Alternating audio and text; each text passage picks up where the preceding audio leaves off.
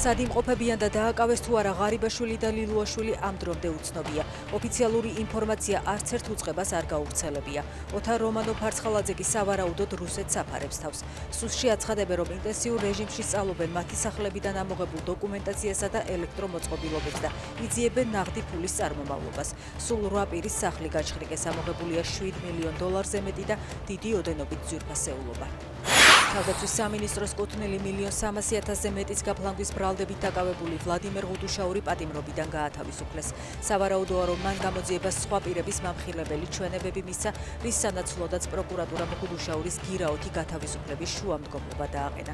ღუდუშაური ივლისში დააკავეს, ამას მოჰყვა თავდაცვის ყოფილი მინისტრის ჯუანშერ ბურჭულაძის დაპატიმრებაც.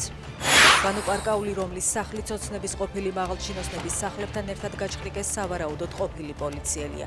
გავრცელებული ინფორმაციით ის ერთ-ერთია, ვინც პროევროპული აქციების მონაწილეებზე ფიზიკურად ძალადობდა. ვრცელდება საბას ხვიტარიძის დაკავების ფოტოც, სადაც სავარაუდოდ სწორედ პარკაულია გადაღებული.